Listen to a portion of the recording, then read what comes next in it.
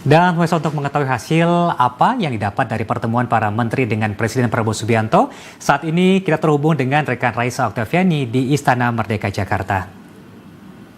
Raisa, bisa diceritakan secara sederhana apa hasil dari pertemuan tersebut?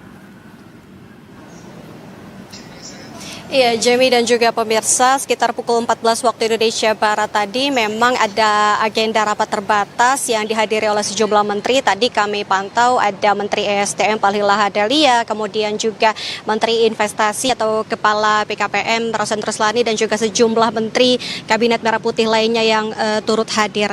Pada intinya, Jamie, tadi dalam konferensi pers, Menteri ESDM Bahlil Lahadalia ini menyampaikan ada sejumlah hal yang dibahas. Ini salah satunya adalah terkait dengan proyek baterai kendaraan listrik atau EV dan juga terkait dengan perpindahan mitra dari LG ke investor asal Tiongkok begitu. Dan tadi diungkapkan juga oleh Bahlil bahwa terkait dengan proyek baterai kendaraan listrik ini nantinya sudah tinggal memasuki tahap peletakan batu pertama atau groundbreaking yang direncanakan berlangsung sebelum bulan Agustus 2025, JB.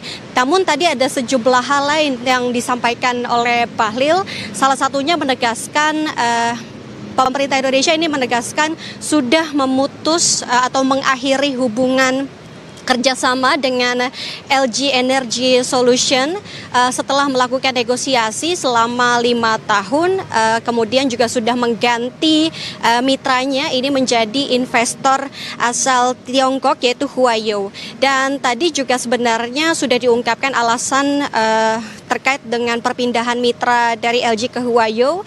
Ini dibantah juga bukan karena LG keluar dari proyek baterai kendaraan listrik, melainkan adalah pemerintah Indonesia yang memutuskan hubungan kerjasama ini karena tadi alasan yang dipaparkan oleh Bahlil terlalu lama. Namun memang alasan ini tidak dijelaskan secara gamblang atau rinci apakah terkait prosesnya atau bukan begitu, Jamie.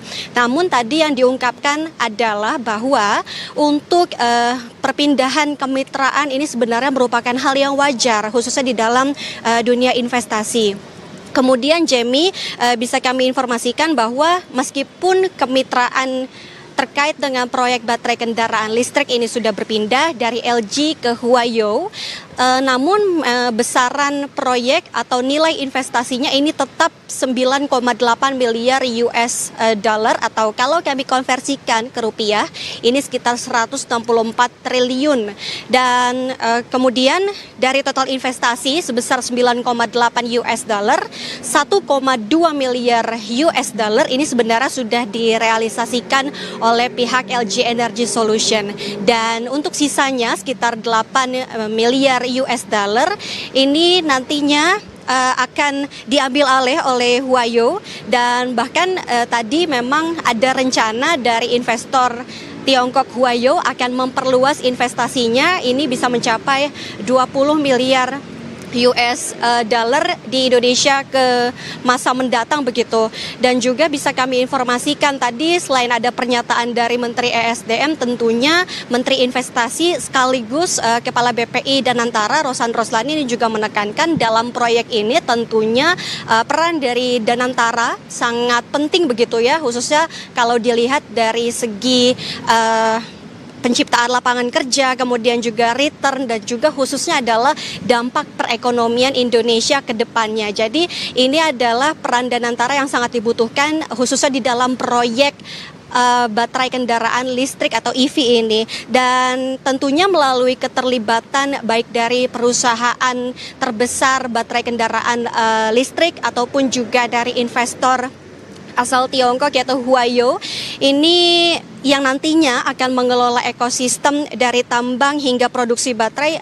Diharapkan bahwa Indonesia ini juga bisa menguasai rantai nilai industri kendaraan listrik secara menyeluruh. Jadi itu tadi beberapa poin yang disampaikan dalam hasil rapat terbatas yang membahas terkait dengan proyek lanjutan dari baterai kendaraan listrik sendiri. Jadi kita akan menantikan jadwal pastinya terkait dengan peletakan batu pertama ini kapan, karena memang tadi hanya disebutkan sebelum bulan Agustus 2025.